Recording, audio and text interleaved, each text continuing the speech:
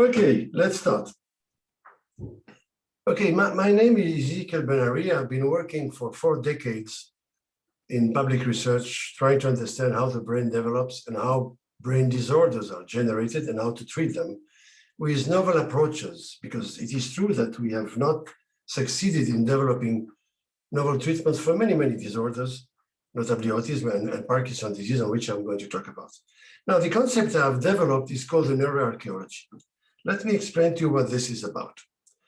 If you look at these pictures, these 3 Inutero films of embryos, and you will see that they are very, very active in utero. The brain in utero is very, very active. You have here a future baby who has a mathematical problem. Here you have a future footballer. And here you have one which he or she wants to get out because the food is not interesting or whatever reason. This tells us that the brain is extremely active in utero. And the obvious question is, what's the role of this activity? What is this doing? Is it a rehearsal of something? It means that the brain is already very much connected in utero, in humans. Now, the question I've been asking myself for the following one, what's the role of this? I have suggested that in utero, the activity, this activity, which is very important, is a sort of GPS, a sort of checkpoint. You know, when you build bridges or tunnels, for instance, here, the tunnel under the sea between France and England, they met exactly where they had to meet because of GPS. Otherwise, they would not have met exactly at the same point under the sea.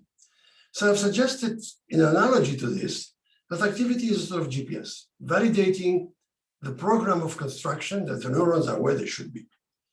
Now, of course, the obvious question is what happens if there is an insult? Any insult, alcohol, stress, gene mutation, whatever. I have suggested that, like archaeology, this is going to deviate the construction, leading to aberrant circuits, like a building which collapses after years because a pylon has not been well constructed. Now, they are the cause of disease, not the initial insult. The initial insult is not the cause of the final disease. What is the cause of the final disease is the modification that the initial insult has generated. For instance, here, in mice, these neurons here should have been here. They should have migrated. They have not. They are the cause of disease, including in babies in which you have this situation. In other words, the aim of treatment is to shut off these cells, which are aberrant and disturb the operation of the brain. This means that we have 2 aims to work if we want to treat these disorders. One, an early diagnosis, because the earlier you intervene, the better you prevent the consequences. And treatment will not be based on the initial insult, but on the consequence that the insult has generated. This is neuroarchaeology. Let me explain to you this first with autism. How can we identify at birth babies with autism? Today, babies, autism spectrum disorders is diagnosed around 4 or 5 years old, even though it's born in utero. There's no doubt about that, for many, many reasons. This renders more difficult to correct the symptoms because it's a little bit late. The earlier you intervene, the better it is. Now, our reason, my questioning was the following. If it's born in utero, why can we not identify already at birth baby at risk? At birth, the day of birth. So we develop a machine learning program that just does exactly what I'm saying here. Take maternity data, analyze it by artificial intelligence, and try to identify at birth babies who years later will be diagnosed with autism. This is not a diagnosis, it's a prognosis. So we collected all the parameters from maternity, which are normally available in French maternities, and we did the following. There was an automatic classification of all these parameters, going from parents to delivery measurement to pregnancy measurement. It goes all the way until 1 day after birth. So what we did is we went to identify children with autism or not, born in the same maternity. Then we went back, took the files of maternity of these both kids, and tried to compare them to see if we can differentiate a posteriori the babies which will have a diagnosis of autism later. In France, maternity is roughly 115 parameters available, routinely. Ultrasound, measurements, medical history, etc., etc. And we ask the question, the following question: is it possible to separate babies who will become autistic from those who will not? We succeeded with this program to identify almost 100% of babies which will not become autistic. In other words, we can say to the parents, your baby will not become autistic with 100% precision. We succeed to identify slightly less than 50% of those who will be diagnosed, but with a 77% precision. In other words, when we say he's going to be diagnostic, he's going to be autistic, it's very precise. There is very few false positive. We do not want to say to a mother that the baby will become autistic where he will not become autistic. This is a world premiere because, to the best of my knowledge, nobody has succeeded in having this sort of measurement 1 day after birth. So these data are present in all French maternities. Now, I must insist on this. We only can do this if all the parameters, including birth, are available. In utero parameters are not sufficient. So there is no possibility of doing interruption of growth of this or abortion because the in utero maternity parameters are insufficient. Now we're going to start a much larger program. We hope to have 450 children with ASD and 2,000 without. The aim being to validate and to augment our identification parameter. Of course, it would be nice to check in other countries. There are some differences in parameters available in France or Holland or England or perhaps Switzerland. But of course, to this, we need larger trials, perhaps thousands of babies. Of course, we need much bigger service to deal with millions of parameters. And we need to recruit more big data analysis experts, because this has a cost. Just one illustration of the importance of this. We recorded all the brain perimeter, encephalic perimeter in utero. This is from 140 days to birth. And you can see here that the future autistic children or babies have at the end slightly bigger brains. And if you separate those, because a subpopulation of those embryos had a much bigger brain from the beginning, because they're megalocephalic autistic embryos. You can see here with the black line that these has much, much bigger brain. This is 40% of future autistic babies. They have a much, much more bigger encephalic perimeter, meaning that there is a subpopulation of autistic children who have a much bigger brain already in utero. Why is that important? Because we know from other studies, notably American studies, that many children with autism or adolescents with autism, roughly 30%, have a bigger brain until adolescence. What I'm saying here is that all growth parameters are impacted by this very, very early insult. Autism starts in utero. Brain growth is modified, is impacted. This is very clear. So this is for this diagnostic. Now, as I said, early diagnostic or prognosis is crucial because we can intervene early. Now, can we treat autism spectrum disorders? Now, I just said that autism is associated with the generation of aberrant network in utero, meaning that if you want to treat, obviously we need to do that. This is an example. This is an example of a child treated with our drug.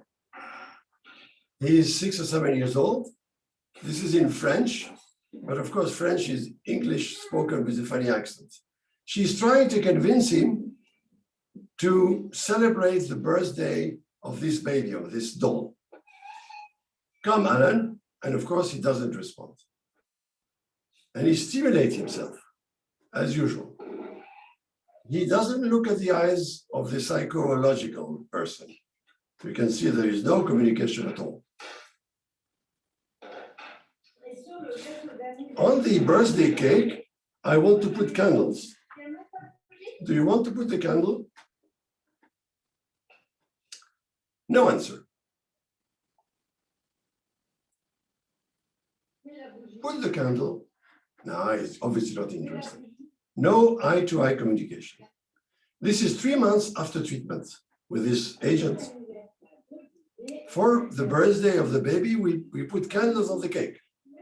Do you want to put one? He puts one. Another one? He puts another one. Look at the visual communication between them. Bravo. I switch on the candles. It's very hot. And we're going to think, happy birthday to you.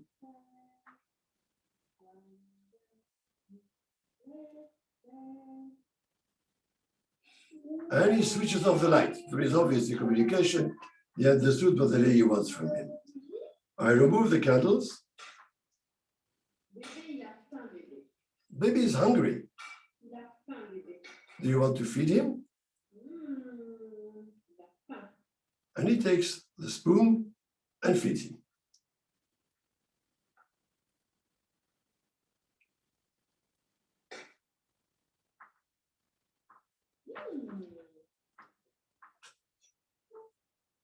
Now, of course, this is not a miracle. This kid was not talking, he is not talking, but we have hundreds of kids treated now with amazing good effects. For instance, in this double-blind randomized study, every column is one child. The blue ones treated, the orange one placebo.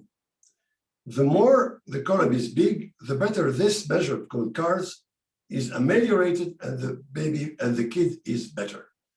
We use 3 doses of bumetanide, 0.5, 1, and 2 milligrams twice a day. You can see that almost all the children having a significant amelioration of more than 6 points, which is quite a lot. Almost all of them were treated. There is only one placebo where the effects were really spectacular, meaning that it does work on many, many trials we have done. We have done also eye-to-eye communication. Here, the adolescents are asked to look at the eyes and to see if the lady is glad, sad, furious, whatever, compared with neutral images, a guitar, a rabbit, etc. After treatment, there is a much better recognition than before treatment. Finally, we did also fMRI, magnetic resonance, and we showed that after treatment, brain regions are activated, which should be activated by the stimulation. So there is an effect, at least in the subpopulation. We fabricated a liquid formulation, which we patented, which allows to have a liquid which is tasty, apparently, I love it, and it has a lot of advantages over the pills which are used usually. And it's very well accepted by patients. In the meantime, all these trials have been made in China, Sweden, Netherlands, Tunisia, France, etc., showing a significant amelioration in pilot trials or in phase 2 trials. Unfortunately, we did a phase 3 trial with this French pharma on 400 children in 40 centers in Europe, US, Brazil, Australia. This failed. The placebo were not different from the treated children, in spite of the hundreds of children which have been treated with success. And many studies suggest that beta is efficient in a subset of children with autism. And this is a very complicated issue because as the drug has very few side effects, so it's not really harmful, forgetting about all these kids which could benefit from it is ethically debatable. I think it's due to the heterogeneity of the disorder. What this suggests, we need to identify the kids which are responders because it will work on them. And we know already that our drug works in rare genetic forms of autism spectrum disorders. Now, what about Parkinson's? So the conclusion of this is, yes, we can have a prognosis very early on. And if we want to treat autism, we really need to block aberrant networks.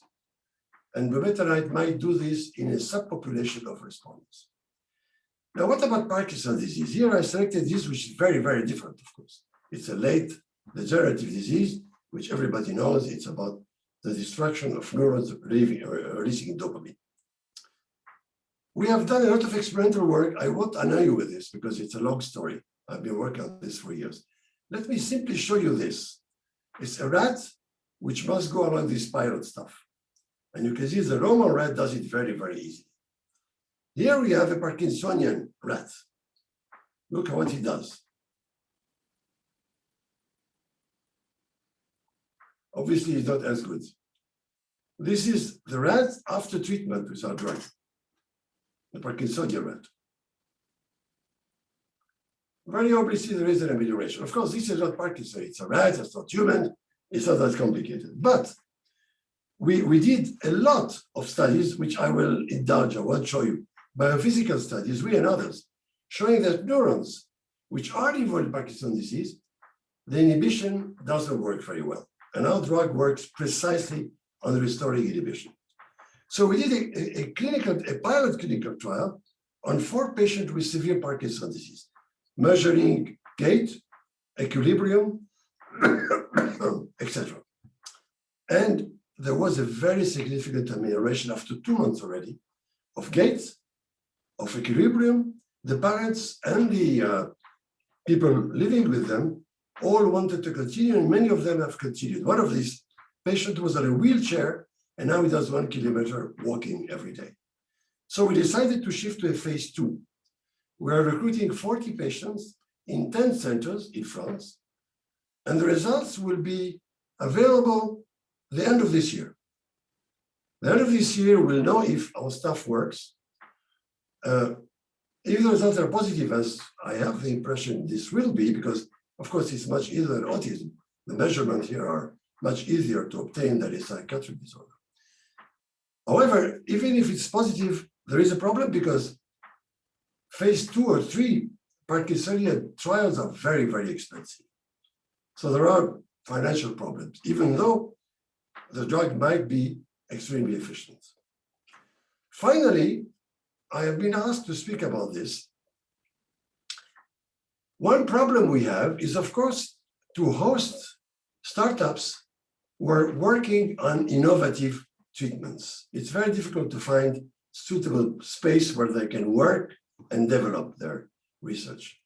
So I've been engaged in this, which is to bridge the gap between bench and med, to host researchers to develop new treatments, and to construct a building which will be the house of many startups devoted to this, centered on artificial intelligence and machine learning of big data in health and disease. And of course, animal models of brain disorders dedicated to collaboration with academic and perhaps in Switzerland, private institutions.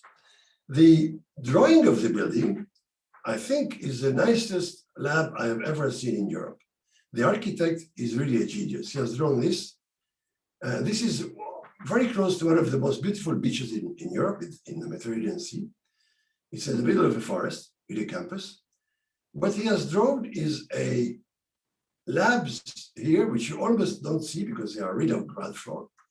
Then desks and computers, 4 stairs higher, a sort of belvedere, floating on nothing. These you have your pilots made of concrete, very, very concrete, like dentelle, which keep this belvedere 4 stairs above floor. And of course, here what you have, it's only a lift or 2 lifts and a staircase between the 2. And this is transparent. You see across it, you see the beautiful scenery of this hill and many others. You have this region. This is a place which will attract a lot of people because of its beauty and its capacity to have capacities of doing science in those domains that I have been discussing and talking about. This will be a 2,200 meter square lab institute. This is approximately the cost. I have the permit of construction in France. It's very difficult to have this, particularly here, because it's a safe ecological place. And if I find the finance, we can start construction early 22. My conclusion is the following. I've put all my efforts to shift from basic science to novel treatment, following new avenues, because I think one of the reasons we have failed to develop treatments is because we're following highways. You know, what is fashionable today? Genetics, for instance. And this is not the way to develop new treatments. We need really to go to sideways. Ideas which a priori seems not the best one, these are the ones, and we have seen this through history. Many of the major discoveries were considered as being aberrant initially, and they are the ones who are working now. I hope to be able soon to provide the first predictive program to detect autism at birth, already the day of birth, which is, of course, a very important achievement because the sooner we start, the better we can deal with this disorder. Early prognosis means early treatment means better achievement. I hope that my clinical trial in Parkinson's disease and other treatments and other disorders, I'm working on many other disorders with the same idea, will facilitate developing very new treatment of disorders on which, for the moment, there is no significant advances. We're always using the same treatment for Parkinson's disease. And of course, I hope to be able to construct this amazing institute to host many startups and people like me who would like to develop novel approaches to treat brain disorders. This is my team presently, a spectacular team. We have experts in all sorts of things, including computers, including big programs and big data, physiologists, etc. And I thank you very much for your attention. Thank you very much.